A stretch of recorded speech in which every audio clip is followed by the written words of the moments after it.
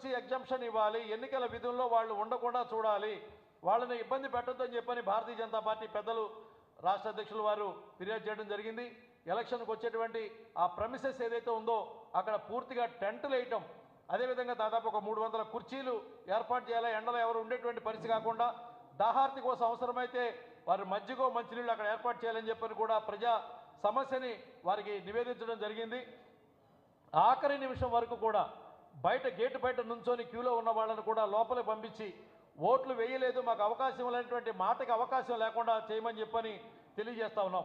వీటన్నిటికీ మించి ఒక ప్రధానమైనటువంటి అంశం, ఈ రాష్ట్రంలో నేను రావగానే మద్యపాన నిషేధం చేస్తానని చెప్పినటువంటి ఈ రాష్ట్ర ముఖ్యమంత్రి, ఆనాటి ప్రతిపక్ష నాయకుడు యొక్క మాట బలమైనటువంటి మాటగా విశ్వసించి మహిళా తల్లులు మా భర్తలను ఇందులోంచి బారి నుంచి కాపాడతారని చెప్పని ఆశపడి భంగపడినటువంటి అంశం మద్యపాన నిషేధం.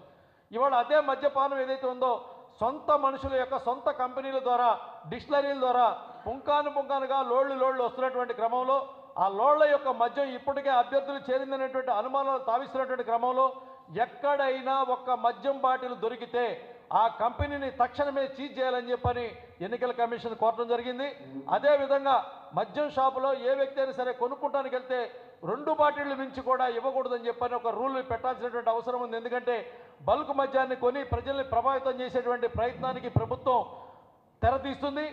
మద్యాన్ని కంట్రోల్ చేయడం కోసం ఖచ్చితంగా ప్రభుత్వం చేస్తున్నటువంటి పని మీద ఒక కన్ను వేయకపోతే జరిగేటువంటి ఇబ్బంది చాలా తీవ్రంగా ఉంటుంది. మరో ముఖ్య విషయం, ఇప్పటికీ దగ్గుపాటి పురంధేశ్వరి గారి పేరు మీద 3 నకిలీ ఉత్తరాలు రావడం జరిగింది. మొదటి ఉత్తరం చంద్రబాబు నాయుడు గారిని అరెస్ట్ చేసినప్పుడు దగ్గుపాటి పురంధేశ్వరి గారు, మేము రాష్ట్రంలో ఉన్నటువంటి అందరికీ మేము సూచనలు ఇచ్చేసాం, ధర్నాలు ఆందోళన చేయమని చెప్పని. అది ఇవ్వకపోయినా, వారు ఎటువంటి ఆదేశాలు చేయకపోయినా వారు చేసినట్టుగా భారతీయ జనతా పార్టీ లెటర్ హెడ్ మీద వారి సంతకం ఏదైతే ఉందో ఆ సంతకాన్ని ఫోర్జరీ చేసి ఒక లెటర్ ఇవ్వడం జరిగింది. దాన్ని మేము తీసుకెళ్ళి అక్కడ పోలీసు వారికి ఇవ్వడం జరిగింది. ఆ పోలీసు వారు దాని మీద దర్యాప్తు చేసే లోపల ఇంకో లెటర్ రావడం జరిగింది. అది నిన్న ఏదైతే వైసీపీకి సంబంధించినటువంటి వ్యక్తులు కోనం వీరభద్రరావు సంబంధించినటువంటి మాదక ద్రవ్యాలు 25,000 కోట్ల రూపాయలు మాదక ద్రవ్యాలు ప్రపంచంలో జరిగినటువంటి ప్రతి అడ్రస్కి కేరాఫ్గా మారినటువంటి ఆంధ్రప్రదేశ్లో వైజాగ్లో జరిగినటువంటి సందర్భంలో ఆ కోనం వీరభద్రరావుని అధ్యక్షురాలు దగ్గుబాటి పురంధేశ్వరి గారికి బంధుత్వం ఉందని చెప్పిన అంటగట్టేటువంటి ప్రయత్నం చేసేటువంటి క్రమంలో దానికి మేమేదో మనస్తాపాన్ని చెంది మేమే రాజీనామా చేస్తున్నట్టు ఒక దొంగ ఉత్తరాన్ని సృష్టించడం జరిగింది. ఆ దొంగ ఉత్తరాన్ని కూడా నిన్న సైబర్ సెల్ పోలీసులకి కంప్లైంట్ చేయగా అక్కడ కొన్ని ఐడీలు బయటికి రావడం జరిగినాయి. ఆ ఐడీలన్నీ కూడా వారికి అప్పడం జరిగింది. ప్రధానమైనటువంటి అంశం ఏంటంటే నిన్న కూడా ఒక ఉత్తరం వచ్చింది.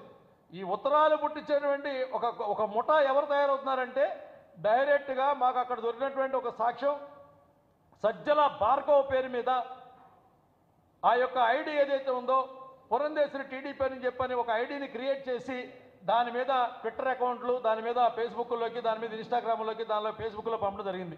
పోలీసు వారికి ఫిర్యాదు చేశాం. నిష్పక్షపాతంగా దొంగ ఉత్తరాలను ఎవరైతే రిలీజ్ చేస్తున్నారో వారి మీద చర్యలు తీసుకోవాలా, తీసుకోకపోతే ఫలితాలు మళ్ళీ తీవ్రంగా ఉంటాయి. దీని పరిహారం ఖచ్చితంగా చెల్లించుకోవాల్సిన పరిస్థితి అవుతుంది. అధికారం అండగా ఉంటే ఏదైనా సాధించవచ్చు అనేటువంటి ఉద్దేశంతో చేస్తున్నటువంటి దాష్టికాలు ఏవైతే ఉన్నాయో వీటికి శర్మగీతం పారేటువంటి పరిస్థితి దగ్గరగా వచ్చినటువంటి తరుణం. దయ ఉంచి ఈ పై అంశాల మీద జరిగినటువంటి ఎన్నికల ఫిర్యాదుకి ఇచ్చినటువంటి అంశాలు పత్రికా సమావేశంలో మీ ముందుంచడం జరుగుతూ ఉంది.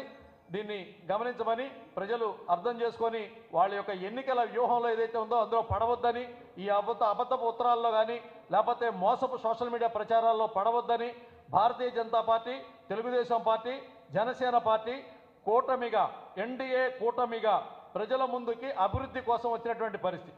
ప్రజలకి అభివృద్ధి కావాలా, లేకపోతే ఇప్పటి వరకు ఒకసారి చూద్దాం అనుకున్న తర్వాత వచ్చినటువంటి అరాచకత్వం కావాలా, ఆలోచించుకున్నటువంటి స్థితిలో ఉన్నటువంటి పరిస్థితిలో ఇప్పటికే మాకు చాలా సమాచారం ఉంది.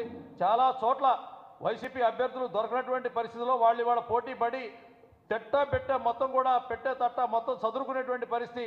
ఇక్కడ ఈ ప్రభుత్వం రాగానే చేసినటువంటి అకృత్యాల పరిహారం మనం అనుభవించకముందే వెళ్ళిపోదాం అనేటువంటి ఉద్దేశంతో చాలామంది సిద్ధమైనట్టుగా వచ్చినటువంటి సమాచారం. ప్రజలు ఏకాగ్రీవంగా నిర్ణయం ఉన్నారు. ఏదైతే జనసేన, తెలుగుదేశం, భారతీయ జనతా పార్టీ ఎన్డీఏ కూటమి ప్రభంజనం చేయబోతుంది. ప్రమాణ స్వీకారానికి నాయకులు సిద్ధమవుతున్నటువంటి పరిస్థితి. ప్రతిపక్ష ఇవాళ అధికారంలో ఉన్నటువంటి నాయకులు ప్రయాణానికి రాష్ట్రం దాటి వెళ్ళడానికి సిద్ధంగా ఉన్నటువంటి పరిస్థితి వాతావరణం ఉంది కాబట్టి తెలియజేస్తా ఉన్నాను.